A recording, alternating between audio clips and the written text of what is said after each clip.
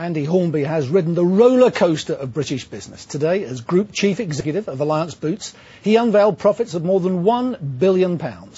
18 months ago, it was very different. At HBOS, he presided over the bank's demise and its subsequent rescue by Lloyds TSB. Tens of billions of pounds of taxpayers' funds were needed to bail out the business. Just over a year ago, and flanked by Sir Fred Goodwin, the former boss of RBS, he made this apology to MPs and the public at large. I'm very sorry what's happened at HBOS. It has affected shareholders, many of whom are colleagues. It's affected the communities in which we live and serve. It's clearly affected taxpayers, and we are extremely sorry for the turn of events that's brought it about. Well, since that appearance, Andy Hornby has kept a low profile. Tomorrow he gives a lecture outlining the lessons to be learned from the credit crunch. But tonight he joins us for an exclusive interview here at the Gherkin. Andy, nice to see you. Thanks for coming in. Hi, Jeff. Now, after that appearance before the MPs, the Treasury Select Committee, what was in your mind? Were you thinking, this is it, I am finished, it's over? Yeah, there's some very, very dark moments, and what had happened had a major impact, not just on me, but on many, many colleagues and many, many communities. But the one thing you had to remember through all of this is you were the same person. I'd had 6-7 years before that being built up in the media, as everything going perfectly, being a whiz kid, everything having a very young CEO and everything having gone according to plan. And then you have a year of absolute tumult and everything going exactly the other way. But you had to keep asking yourself, are you doing the right thing for the business that you're working in at the time, and you're acting with integrity? But life's not necessarily fair, is it? It's a very unforgiving world out there, in particular in the city. Did you ever think, I'll be digging ditches? I didn't look at it that way. When I was going through the last few months and the last year at HBOS, you're working so hard to try and get the right deal, not just for shareholders, but the right deal for 80,000 colleagues. And that was what I was working at doing during those last few months at HBOS. And it's for those colleagues to judge whether I did the very best.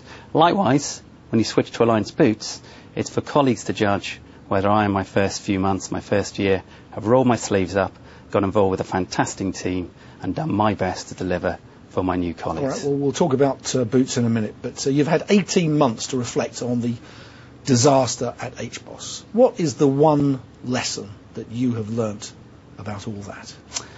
I think the one very simple lesson that I learnt, and that many other people connected with the financial crisis learnt, is always think 10 years ahead. Think about the... Frankly,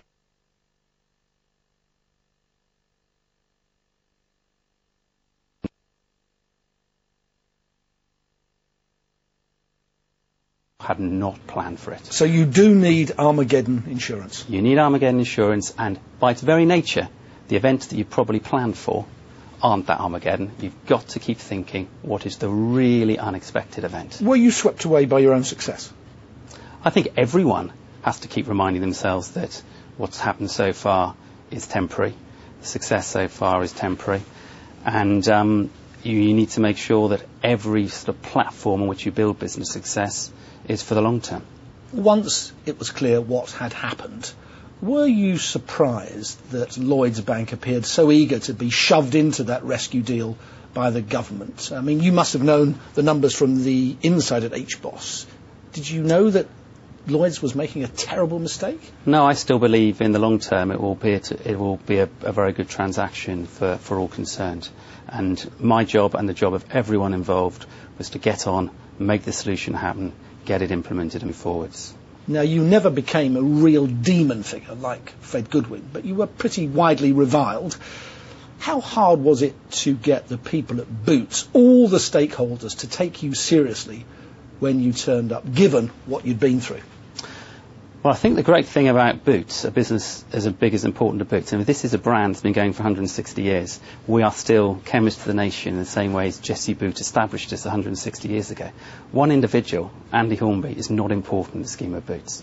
What really matters is the people in the stores, the people who are working day in, day out with customers believe, hear me out, Jeff, they believe that their leaders are leading the business for the right reason.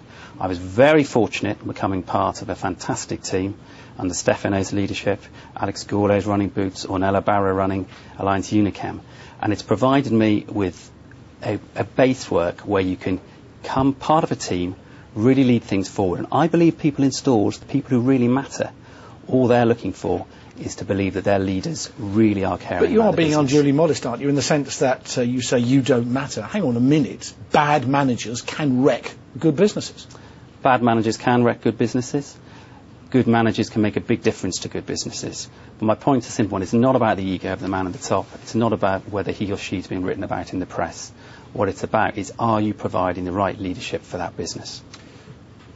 Today's numbers were fantastic. £1 billion worth of profits, but more importantly, an uplift, more than, 11% increase. Lots of retailers are finding it really difficult. What's the trick at Boots? What are you doing differently?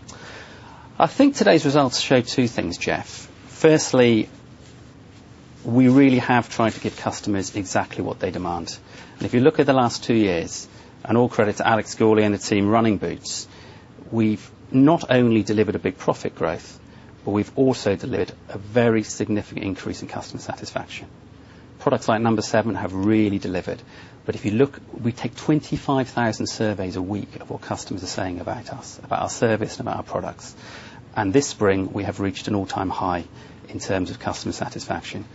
I think the second thing I'd say about today's numbers, many viewers tonight won't realise that Boots merged with Alliance Unichem 3.5 years ago to form Alliance Boots.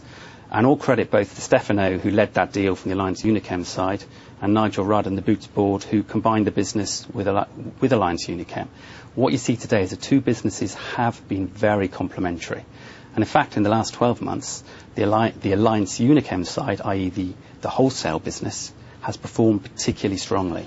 So I think it does show that if you build foundations in the long term through a transformational deal like that, it really can pay dividends. But if the tide flowing against you is so strong, no business can overcome that. I'm thinking in particular a coming year.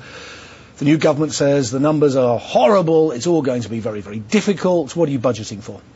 We're budgeting for the consumer to remain subdued. We said it in our press conference this morning. What do you mean by that? No growth? I think it's going to be probably very similar to what we've seen in the last 18 months. Obviously, it's not just in the UK that we've got to worry about. We trade in around 16 countries. But in most countries in Europe, there's going to be major cuts in government expenditure, significant tax increases, and healthcare budgets generally will be under pressure. But our results of the last 18 months show very clearly that our formula is working. If you get the right health and beauty products in front of people, you can continue growing. Now, unlike Fred Goodwin, you have been given a second chance in a very high-profile position. I mean, there's something about Boots, isn't there? It's a special company. It has a place in our affections, really, nationwide. Do you feel a special pressure running it? Because, with all due respect, you did screw up terribly at HBOS. You cannot afford to slip up at Boots, can you? No, but no one can. Because Boots, leave me aside, Jeff, Boots is more important than any individual. It is, as I said, 160 years of heritage. You know, we've got 16.7 million people with Advantage cards in the UK, which 90% are women. So well over half the women walking down the high street in the UK have got an Advantage card. Well, that's what I mean. It's a very special business. It is a very, very special business. And provided we stay completely focused on what customers want, never, ever lose our focus on delivering changes for them day in, day out, then I'm very confident that Boots and Alliance Boots can carry on prospering. And a final point, Andy. If a bright young executive in a retail business called you up today and said, look, I'm being headhunted by a bank, what would you say? It doesn't matter what sector they're being headhunted by. I'd just say, don't get carried away by what's happened to you at the moment. Life is very fickle. Keep planning for the long term. Keep thinking what might go wrong. But above all else, you remain the same person afterwards, and keep doing what's right for the business. Andy Hornby, many thanks for coming in. Much appreciated. Thanks very much, Jeff. Well, this is Jeff Randall Live, coming up after